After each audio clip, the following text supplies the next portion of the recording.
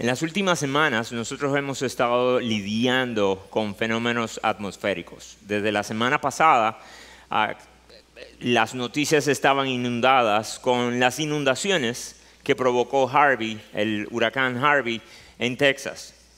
Y la gran devastación que esto produjo. Y se han contado hasta ahora unos 70 muertos por causa de este huracán. Empezando esta semana, nosotros comenzamos a lidiar con la noticia del huracán Irma. Huracán que rompió récords en cuanto a registro en velocidad, el huracán más grande que ha pasado por el Atlántico. Y eso nos hizo pensar y considerar. Pero donde fue más serio ver a Irma fue cuando hace unas mañanas atrás comenzamos a escuchar noticias acerca de Barbuda. Y como se decía que Barbuda estaba en silencio. No se sabía nada de Barbuda. Y luego comenzaron a venir los videos de Barbuda. Y la completa devastación que ocurrió en Barbuda. Según el primer ministro, del 90 al 95% de las viviendas fueron afectadas. Y según él, apenas es habitable.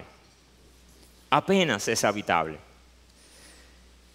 Y cuando los dominicanos vimos eso, de manera más especial salimos a las calles y a los supermercados. Y cuando nosotros vimos eso, ahí fue que dijimos, realmente hay que estar preparado por si eso ocurre. Y los que ya tenemos un tiempecito, podíamos compararlo con lo que ocurrió con el huracán George. Unas mañanas atrás, nos despertamos sabiendo la noticia de que en México, mientras dormían, 3 ciudades de México fueron sacudidas terriblemente por un terremoto de 8.2. Y hasta ahora se han reportado unas 64 personas muertas. Y una increíble devastación. Y solamente unos 2 días después entra otro huracán, el huracán Katia, al mismo México, causando otras 2 muertes. Nosotros vemos cómo Irma pasó por las Islas Vírgenes y también causó gran devastación. Y cada vez que nosotros leíamos y subían noticias y notificaciones acerca de Irma, la palabra que siempre la acompañaba era devastación. Y siempre en momentos como estos, la tragedia y el sufrimiento hace que uno se haga preguntas, hace que uno comience a filosofar. Y uno se pregunte, ¿por qué? ¿Por qué sucede esto? Hermanos, es relativamente fácil cantar lo que nosotros estábamos cantando, de que la creación canta al Señor. Y eso es fácil decirlo cuando lo que uno tiene en su imagen es pajaritos silbando, cantando, y la belleza del patio, de la montaña. Pero es más difícil de digerir cuando uno piensa que ese mismo Dios de la creación está permitiendo que su creación actúe como un animal salvaje descontrolado. Y uno siempre se pregunta, ¿por qué? ¿Por qué sucede esto? ¿Por qué le sucede a estas personas? Y no solamente por qué, porque nosotros somos seres teleológicos. Dios nos creó con ese sentido de propósito y de diseño. Y nosotros nos preguntamos, ¿por qué ocurren las cosas? Nosotros venimos diseñados para pensar en función de causa y efecto. Así que nosotros siempre estamos pensando si esto sucedió, cuál fue la causa detrás y cuál es el plan delante. Y cuando nosotros tratamos de pensar en esto, en estas tragedias, uno piensa, ¿por qué? ¿Cuál era el punto? ¿Cuál era el significado? ¿Qué se lograba con esto?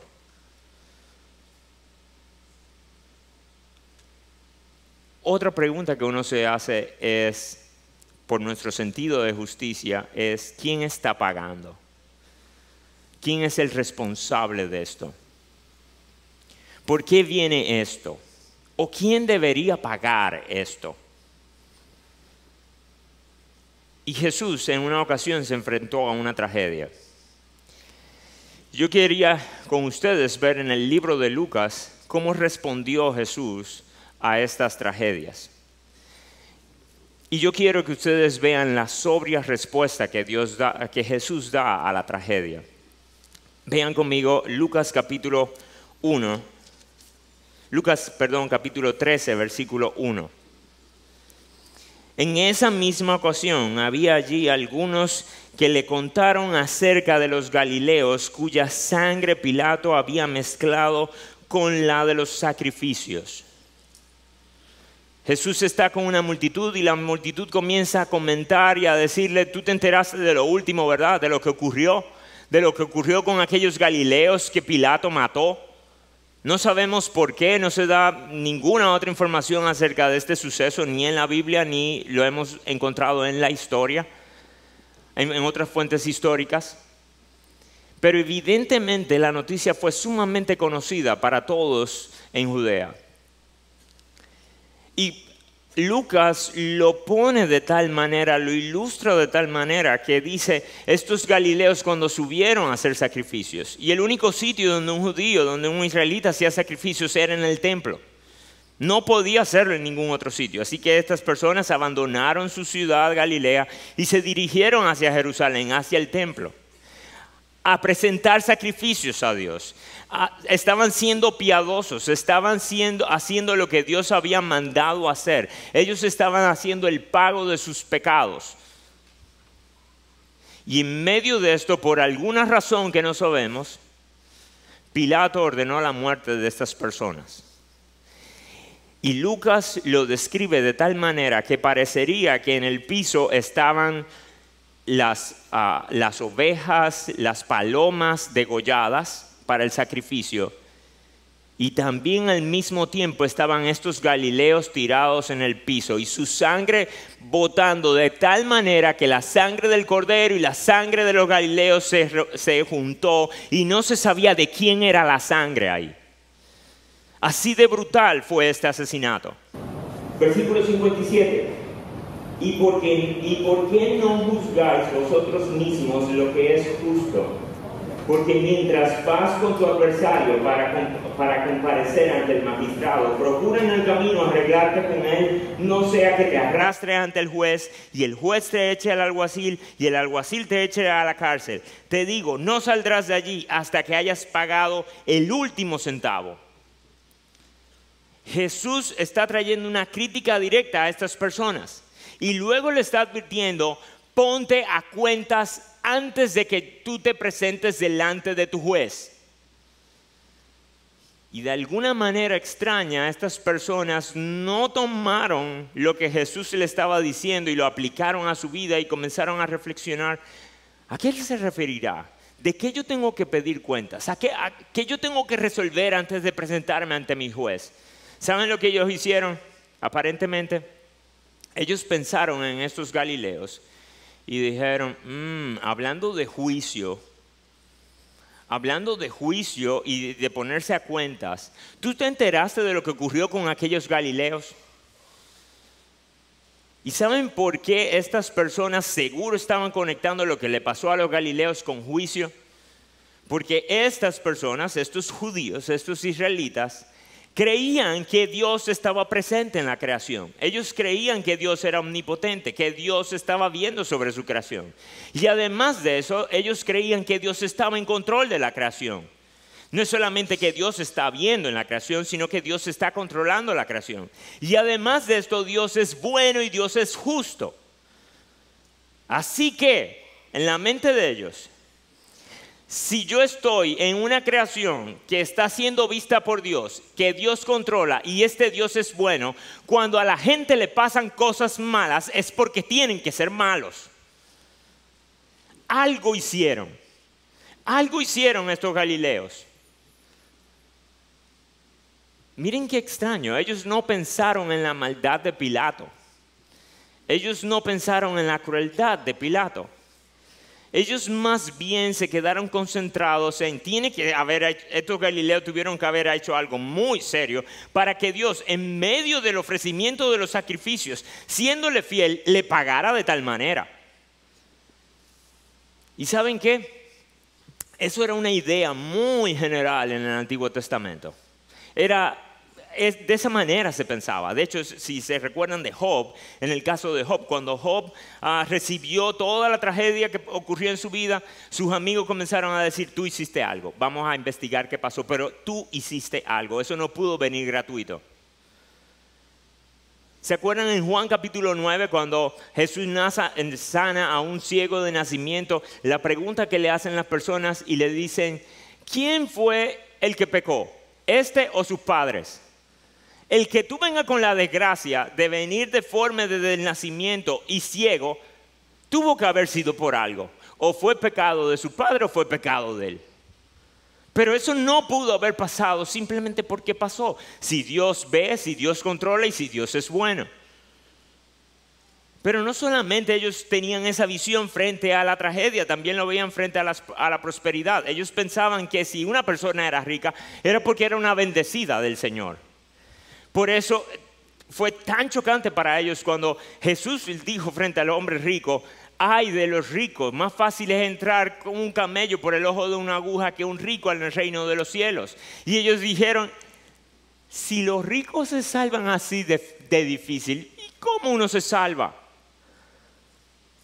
Así que ellos tenían esta mentalidad. Pero ¿saben qué? En cierta manera nosotros también.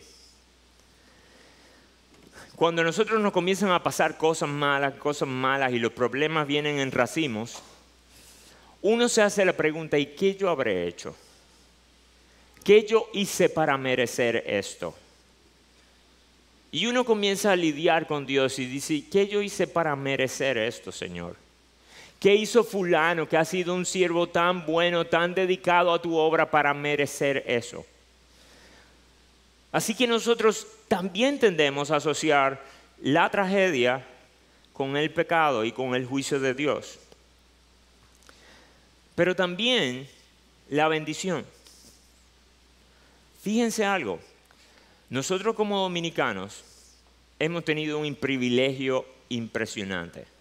Por años Dios nos ha guardado. Por años Dios nos ha guardado de fenómenos atmosféricos y de formas impresionantes, totalmente impredecibles.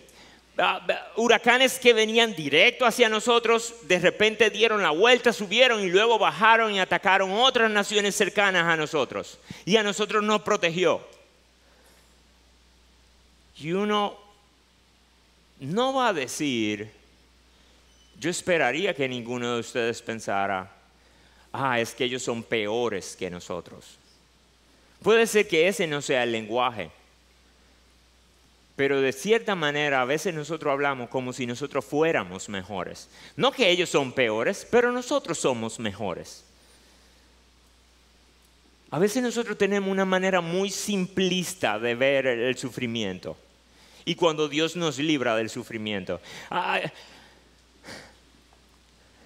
Cuando nosotros vemos cómo el Señor nos libró a nosotros del huracán y ver, el Señor nos libró, este pueblo oró y el Señor contestó.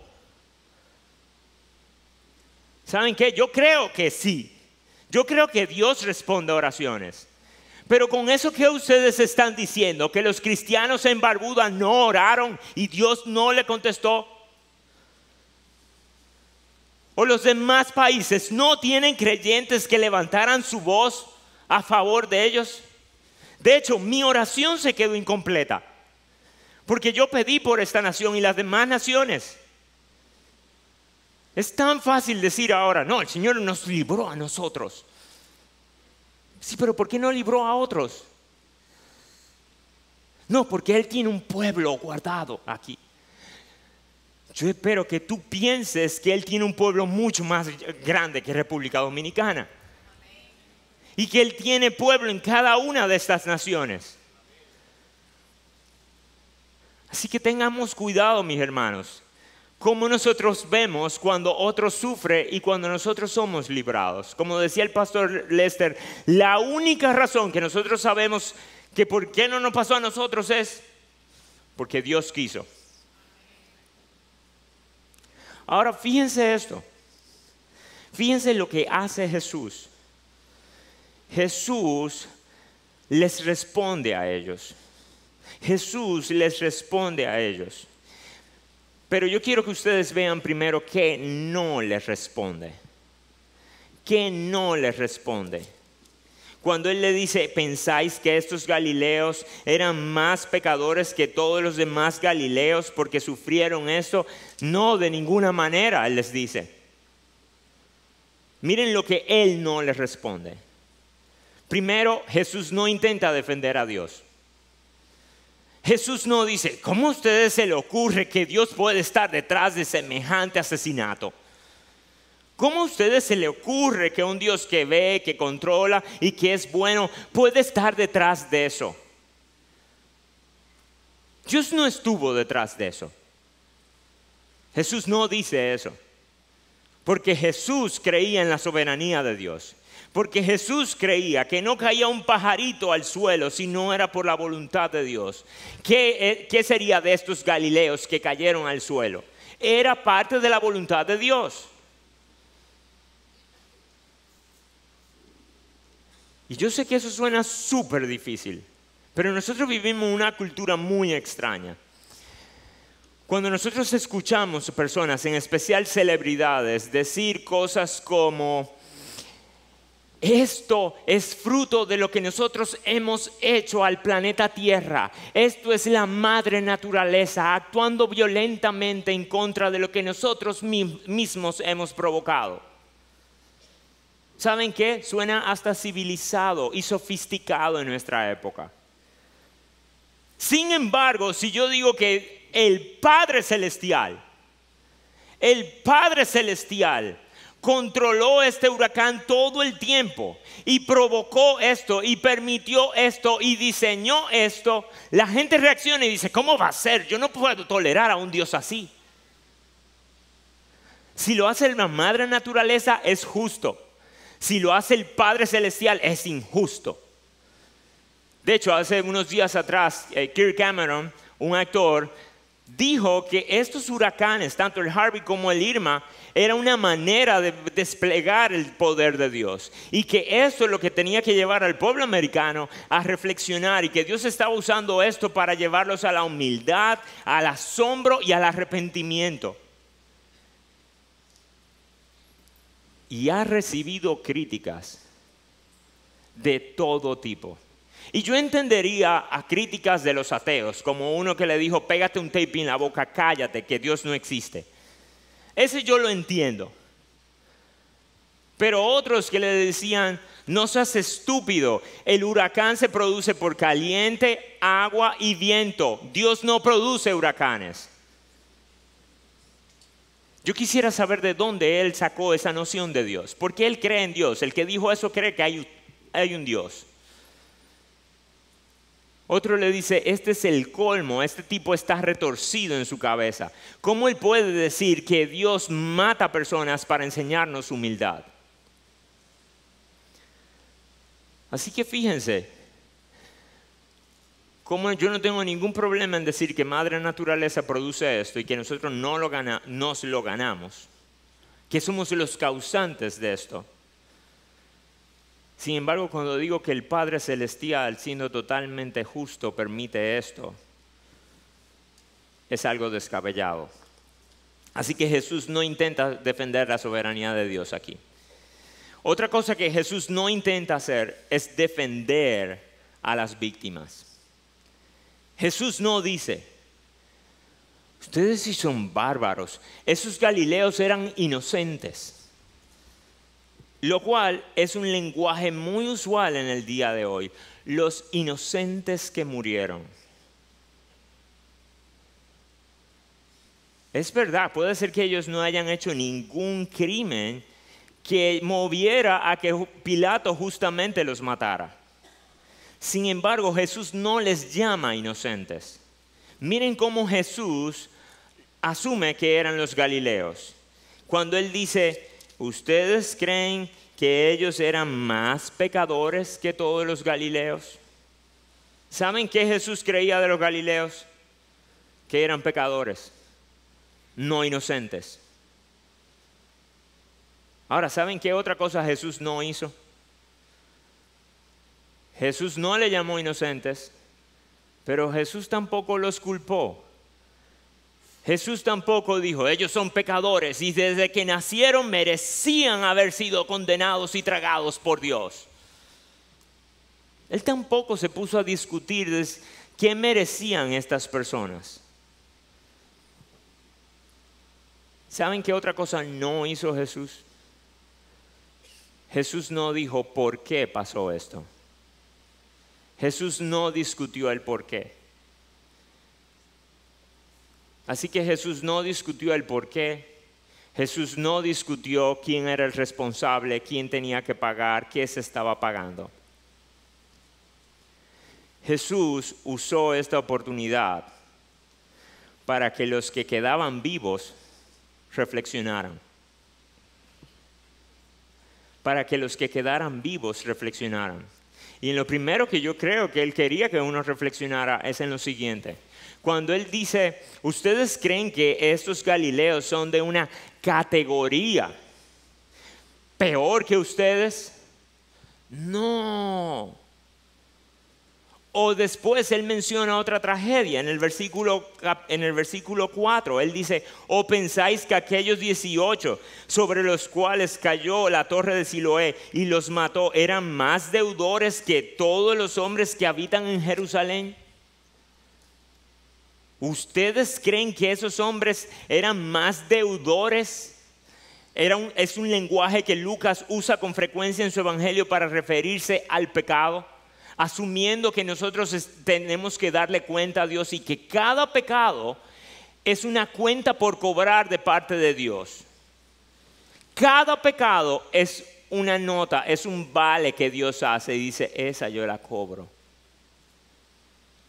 Y Él les dice, ¿ustedes creen que esos 18 que cayó accidentalmente la torre de Siloé fue porque la justicia divina los estaba persiguiendo y les cayó esa torre por eso? ¿Porque son peores que los demás que hay en Jerusalén? No, son igualitos ustedes. Son idénticos. Eran pecadores ordinarios como ustedes. Ellos no estaban en una categoría superlativa. Así que lo primero que nosotros debemos pensar cuando veamos este tipo de tragedia, ¿saben qué es? No es por qué a ellos le pasó. Si yo estoy en el mismo grupo, ¿por qué no me pasó a mí? Yo no estoy en un grupo diferente. Yo no soy mejor. ¿Por qué a ellos y no a mí? Simple misericordia de Dios. Simple paciencia. Su voluntad. Así que eso es lo primero, mis hermanos. Cuando nosotros veamos tragedias, cuando nosotros veamos cosas duras, cuando nosotros veamos a adolescentes embarazadas morir cruelmente, ¿por qué no a mi hija? ¿Por qué a la del otro? Porque yo estoy en el mismo paquete que él. Yo no soy mejor que él. Así que Dios usa el sufrimiento para ponernos a tono y hacernos considerar la paciencia y la misericordia de Dios. Pero lo siguiente que hace Jesús, y es el foco de su respuesta, es hacerme considerar a mí si yo estoy preparado para la tragedia. Fíjense lo que Él les dice. Versículo 3. Os digo que no es verdad que ellos son más pecadores que ustedes.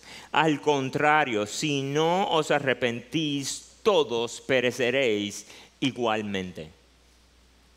Y luego cuando Él se refiere a los 18 que murieron aplastados por la torre de Siloé, volvió y dijo lo mismo. Ellos no son peores que ustedes. Más bien les digo esto. Al contrario, si no os arrepentís, todos pereceréis igualmente. Yo quiero que ustedes entiendan algo aquí. Jesús no está siendo cínico. Jesús no está siendo realista. Jesús no les está diciendo a ellos, sí, ¿saben qué? Ustedes deberían acostumbrarse. Gente muere, ellos murieron, ustedes también van a morir, así que prepárense. Jesús no estaba siendo cínico con el dolor ajeno. Nosotros vemos por los evangelios que Jesús era un corazón lleno de compasión para el necesitado, para el débil, para la viuda, para el enfermo que nadie quería tocar. Incluso para el rico soberbio que no quería dejar sus posesiones para seguirlo a él. Él lo vio con tristeza y lo amó. Jesús lloró frente a la tumba de su amigo. Así que Jesús no era cínico cuando él veía el dolor humano. Pero él entendía que estos hombres que estaban viendo la tragedia de lejos tenían que traer reflexión a sus vidas. Y mis hermanos, si yo fuera ministro en Barbuda, seguro no traería este pasaje hoy. Seguro no traería este pasaje hoy. Pero como yo ministro a dominicanos, que de lejos vimos una tragedia, yo quiero recordarles esto hoy. Si no os arrepentís, todos pereceréis igualmente. Y déjenme explicar qué quería decir Jesús con esto. Y perdónenme la cantidad de veces que voy a enfatizar esta frase. Jesús quería enfatizarlo. Y voy a empezar de atrás hacia adelante. Si no os arrepentís, todos pereceréis igualmente. Igualmente. Jesús con esto no estaba diciendo que todos nosotros, si no nos arrepentíamos, estábamos condenados a morir de forma trágica, de forma cruenta, de forma injusta, como estos que perecieron llevando su sacrificio. Él no está diciendo que todos vamos a morir asesinados, porque Él pone el ejemplo inmediatamente luego y dice, estos murieron como un accidente. Totalmente un accidente, algo muy providencial. ¿Significa eso que si no nos arrepentimos todos nosotros vamos a morir de forma providencial en un accidente? No, eso no va a pasar. Hay quienes mueren tranquilos en su cama, hay quienes mueren de cáncer, hay quienes mueren en una pelea, hay quienes mueren haciendo tonterías. A lo que Él se refiere con igualmente es así de repentino, súbito, inesperado e inevitablemente todos perecerán. Sin aviso, sin manera de prepararse. A eso es lo que Él se refiere con igualmente. Así que si no os arrepentís, todos perecerán igualmente. ¿A qué se está refiriendo Jesús con perecerán? Evidentemente incluye la idea de muerte. Incluye la idea de muerte. Sin embargo, si solamente fuera muerte, no tiene mucho sentido. Porque Jesús no estaría diciendo nada nuevo para la humanidad. ¿Cuál es el gran descubrimiento? ¿Todos mueren? No, nosotros sabemos que en estadística humana, nosotros podemos sacar la estadística de el porcentaje de hombres y mujeres. Hay 6 mujeres de cada 10 hombres. Nosotros podemos sacar el porcentaje de ricos. Hay tantos ricos por cada 10 personas. Ahora, ¿ustedes saben cuál es, estadísticamente hablando, el porcentaje de muerte? 10 de 10. 100 de 100. 1000 de 1000. 1 billón de 1 millón mueren. Así que Él no estaba diciendo nada extraordinario si solamente se refería a morir. Yo creo que Jesús está hablando de algo mucho más profundo que solamente morir. Si ustedes se fijan en el pasaje, dice todos pereceréis. Y es importante que ustedes recuerden algo. Recuérdense que el Nuevo Testamento no se escribió en español, se escribió en griego. Y lo que nosotros tenemos son traducciones griegas, traducciones del griego. La palabra que usa Lucas en esta parte para referirse a perecer, él la usa de muchas otras maneras en el resto de su evangelio. Y el sitio donde más la usa es en Lucas capítulo 15. Y miren para qué es. Refiriéndose a la oveja perdida. Dice en el versículo 6 de Lucas 15. Y cuando llega a casa se reúne, versículo 4. Dice: ¿qué hombre de vosotros, si tiene 100 ovejas y una de ellas se pierde, no deja las 99 y en el campo y va tras la que está perdida? Es la misma palabra griega que en nuestro texto se traduce como perecer. Repite lo mismo cuando habla de la moneda perdida.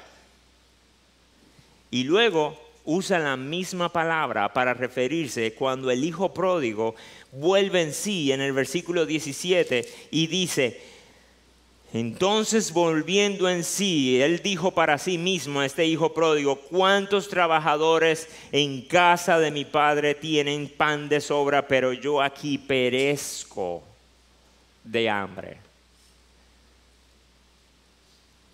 La palabra que usa él ahí se puede traducir como algo que está muerto, pero también arruinado, destruido, devastado, que no se encuentra. Pero también la usa en Lucas 19, luego que Zaqueo se convierte y se arrepiente. Fíjense lo que dice Lucas 19:10. Porque el Hijo del Hombre ha venido a buscar y a salvar lo que se había perdido. Es la misma palabra. La usa como una contraposición a ser salvo. ¿A ser salvo de qué? ¿A ser salvo de qué? Bueno, en el resto del Nuevo Testamento se usa el lenguaje de la perdición para referirse a la condenación en la que están los hombres. Solamente déjeme darle un ejemplo. Juan 3:16, uno de los pasajes más famosos de las Escrituras, porque habla y resalta y manifiesta y subraya el amor de Dios. Fíjense lo que dice en Juan 3:16. Porque de tal manera amó Dios al mundo que dio a su Hijo unigénito para que todo aquel que cree en Él no se pierda, mas tenga vida eterna. ¿Qué es lo que se está contraponiendo? Perdición y vida eterna. Estar perdido es sinónimo de estar en muerte eterna. Así que lo que Jesús está diciendo a estos hombres es lo siguiente: si no os arrepentís, todos perecerán, todos serán destruidos, todos serán arruinados, todos morirán eternamente. Todos.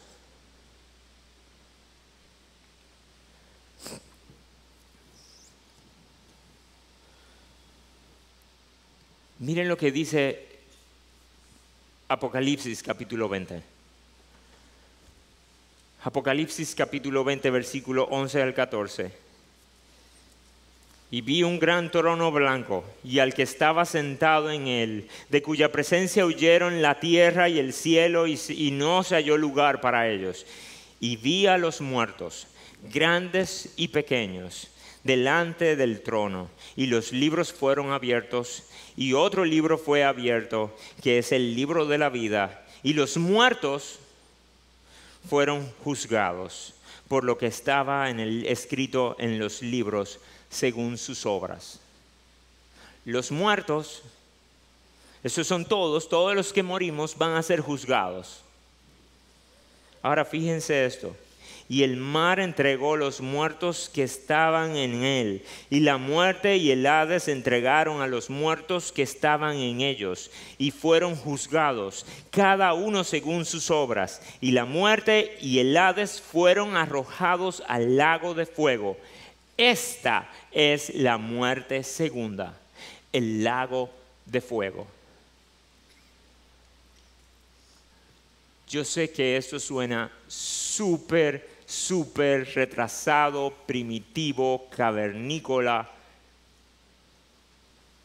pero hay un infierno. Y Jesús creía en el infierno. Y Jesús está diciéndole a estos hombres en medio de la tragedia, le está diciendo, presten atención. Así como la tragedia, así como el dolor y la muerte vino a estos hombres de manera súbita, repentina, inmediata, impredecible, imparable,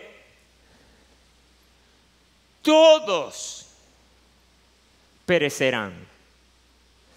Pero no solamente dejarán de estar presentes en la tierra. Todos están bajo perdición. Todos están expuestos al juicio de Dios. Todos serán juzgados según sus obras.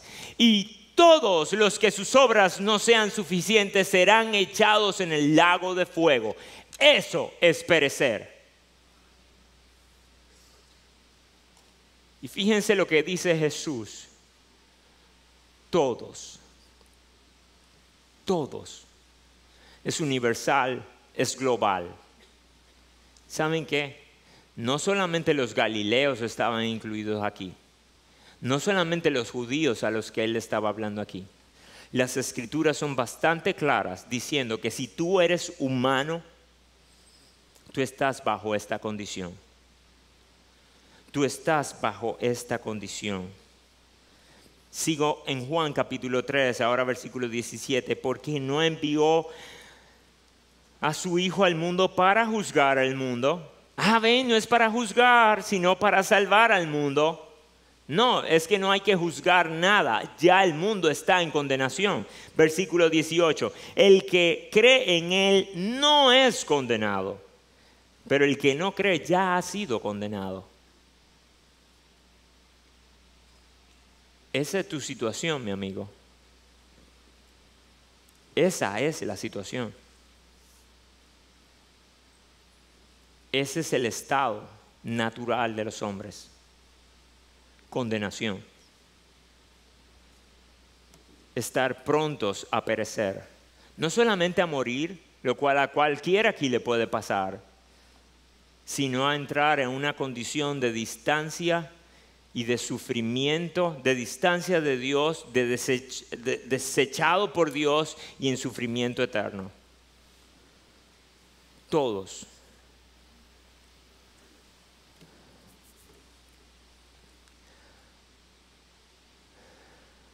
Cuando nosotros vimos hace un par de días atrás las fotografías satelitales del huracán Irma, y aparecía esta gran masa de nubes y tormentas que cubría aparentemente un buen trozo del planeta Tierra. Fue realmente sobrecogedor verlo de lejos. Luego, cuando vimos sus vientos y lo que produjo en algunas islas, nuestro corazón se llenó de temor. Y nosotros salimos a buscar lo que era necesario. Enlatados, agua, gasolina, cubrir nuestra casa, linternas, tener la luz que necesitábamos. Todo el país movilizado porque sabía que venía un problema inminente. ¿Y ustedes saben qué? Jesús dice, todos tienen un problema mucho más serio que un huracán categoría 5. Todos nacimos en una condición de peligro tal que no es solamente una pequeña nube que cubre una parte de la tierra, es una ira que cubre todo el planeta. Todo el planeta está bajo esa ira. Todo el planeta está bajo ese juicio de Dios. Y Jesús nos dice, si no se arrepienten, todos van a perecer así súbitamente. sin esperanza de volver atrás. Oh, si el Señor abriera nuestros ojos y nos permitiera ver algo de esa ira de forma visible, y que así como nosotros salimos corriendo a los supermercados y a hacer provisiones y a cuidarnos y a hacer lo que teníamos que hacer en la casa para que si llegaba la tormenta estuviéramos seguros, oh, si nosotros hiciéramos lo mismo para estar seguros ante tal perdición.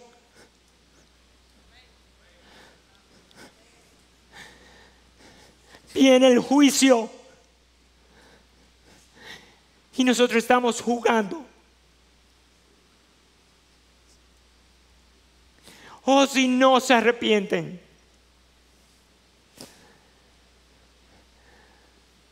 Ahí hay esperanza.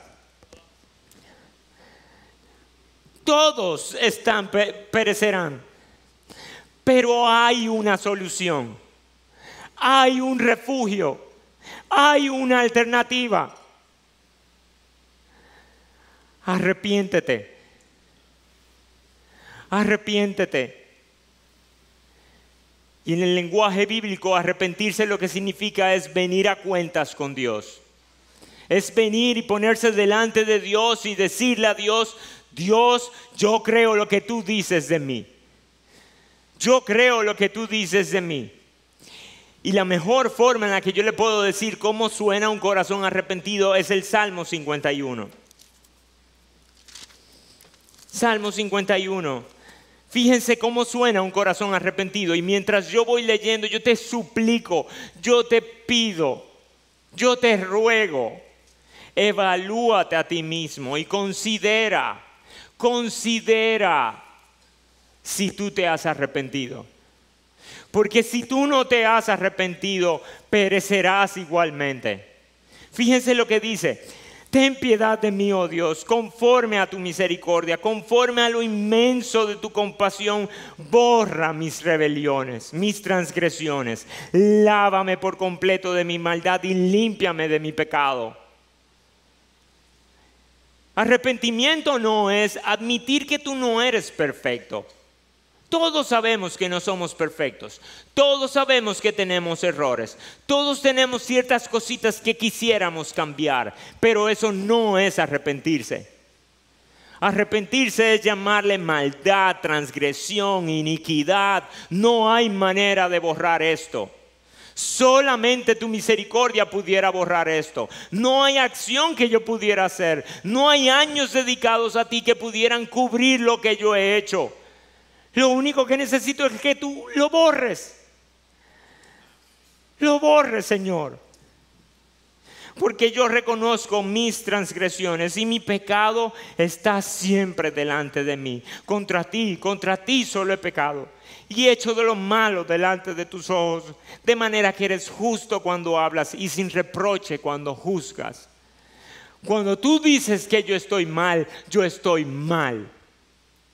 Cuando tú dices que tal acción es pecaminosa, yo te creo y no le cambio el nombre.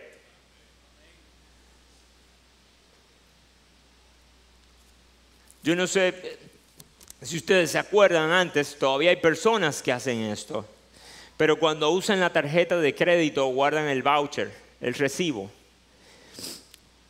Y la idea con esto era guardar el voucher para cuando viniera el estado financiero de la tarjeta, uno poder ver y comparar. Y decir, sí, yo gasté eso, sí, yo gasté eso, sí, yo gasté eso. No, yo no he gastado eso.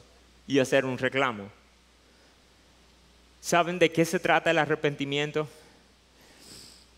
Es de yo ir delante de Dios con todos mis vouchers, con todas mis deudas pendientes delante de Él y decir: Señor, contra ti yo he pecado y he hecho esto, he hecho aquello. Tú dijiste que no hiciera esto, tú dijiste que no hiciera aquello. Yo he tenido ídolos en mi vida, yo he preferido la creación antes que a ti. Yo no he honrado a padre y a madre como debería hacerlo. Yo no te he amado como tú mereces. Yo no te he amado con todo mi corazón, con toda mi fuerza, con toda mi mente. Yo he codiciado, Yo he matado, a veces literalmente, otras veces en mi corazón con enojo hacia mi hermano. Yo no he amado a mi prójimo como a mí mismo. Yo me airo, yo peco, yo fornico. Yo deseo el sexo de una manera que tú no lo diseñaste. Yo estoy mal, Señor. Oh, mis hermanos, oh, mis amigos, yo quisiera hablarle de forma particular a algunos aquí que pueden estar usando la vida religiosa para sentirse cómodo y tranquilo frente a lo que viene. Oh, hermanos,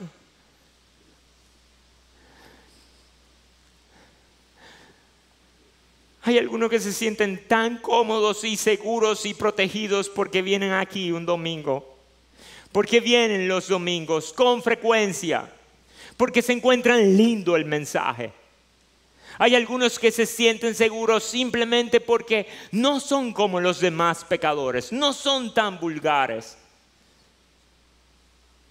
Hay algunos que se sienten cómodos y seguros porque creen que Dios es importante, incluso necesario, interesante. Eso no es arrepentimiento.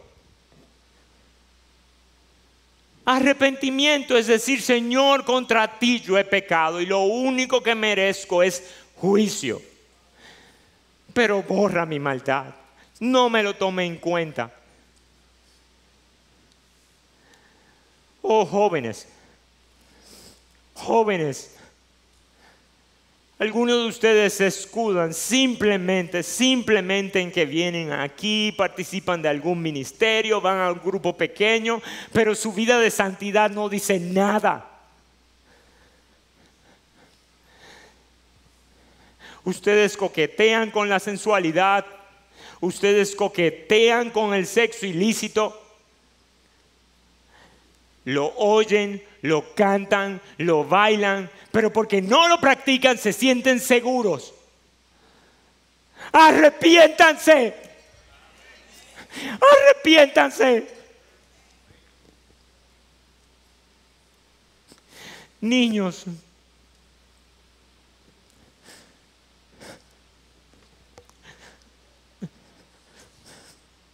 Padre, ustedes se sienten seguros porque saben las respuestas bíblicas, porque saben contestar, porque saben versículos, porque cuando papi y mami le dicen tienes que pedir perdón, ustedes piden perdón. Pero ustedes no han venido a cuentas delante de Dios. Ustedes personalmente no se han presentado delante de Dios y han dicho contra ti solo he pecado. Y le he hecho lo malo delante de tus ojos. Límpiame, sáname, cúrame, límpiame con hisopo.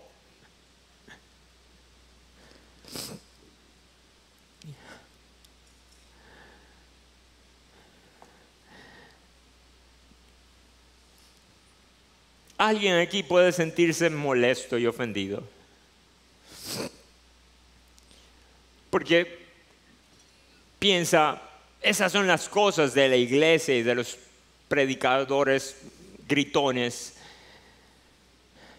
que quieren que yo venga al evangelio metiéndome miedo y hablándome de condenación y de perecer y del lago de fuego.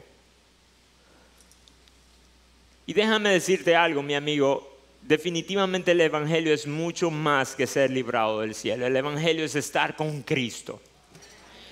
Eso es el evangelio, estar con Cristo. Pero si yo no te advirtiera de lo malo que está delante de ti, yo sería un insensible. Imagínate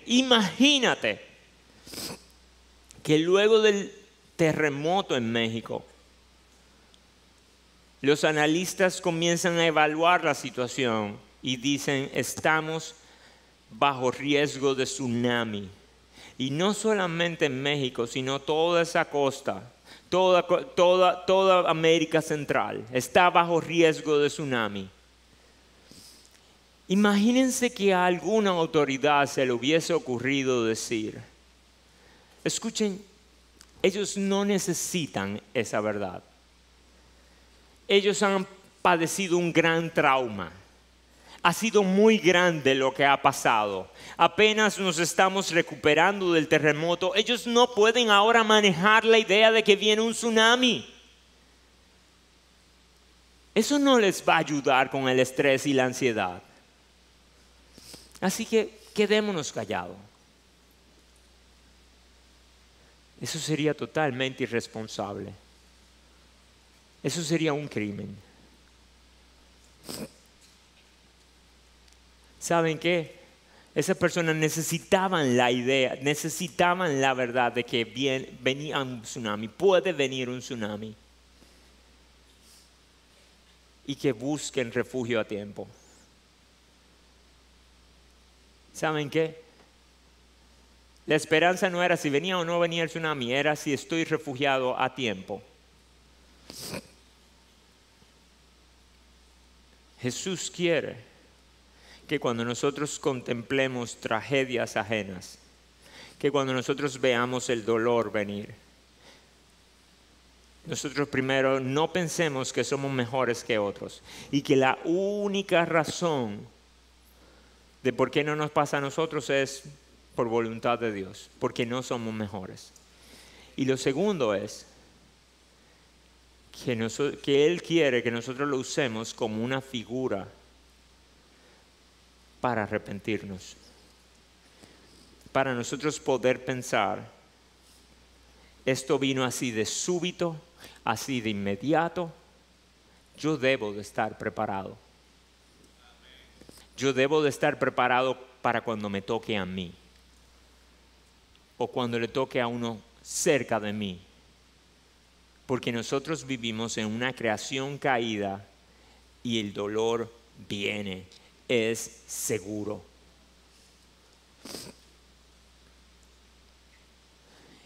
Y Jesús no solamente nos deja con el mensaje de todos van a perecer.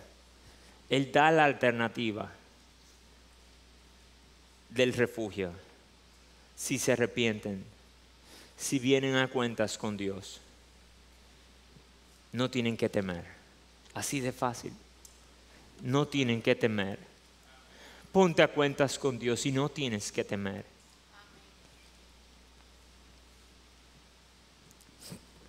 Finalmente, en medio del dolor, hacerse la pregunta, ¿por qué? No está mal, Dios nos diseñó así. Pero entiendan esto, aún sabiendo el por qué, aún Dios nos revelara el por qué, no significa que nos gustaría o que lo entenderíamos si no lo explicaran. ¿Saben con qué nosotros pudiéramos consolarnos mejor? Con que Dios nos entiende. De forma particular, Jesús nos entiende. Una vez Jesús, en medio de sufrimiento, también preguntó por qué. Cuando Él estaba en la cruz, Él fue dispuesto a la cruz. Esa era su misión en la cruz. Y en medio de la cruz, para sustituirme a mí y para sustituir a todo aquel que se arrepiente, Jesús experimentó esa pregunta. Dios mío, ¿por qué me has abandonado? ¿Por qué? Y no recibió respuesta. Así que Él me entiende. Él me entiende. Cuando yo pregunto, ¿por qué parece que tú me has abandonado? Y Jesús me dice, yo te entiendo porque yo también pasé lo mismo. Pero yo pasé lo mismo en una ocasión para que un día tú tengas la esperanza de ver todo restaurado, de ver todo vuelto a componer, para que un día en la resurrección de los muertos yo pueda enjugar cada lágrima tuya y limpiártela y decirte, ya no hay más por qué temer. Y yo puedo entender todos los porqués. y yo pueda decir, mi Señor fue bueno. Yo no estoy preparado para hacer eso ahora. Yo no estoy preparado para afrontar la tragedia así ahora. Pero yo puedo confiar en que si mi Dios se puso en mi lugar, Él me entiende. Y Él logró todo lo que era necesario para un día yo entender. Y para un día yo decir, Señor, tuyos son los planes, tuya es la gloria.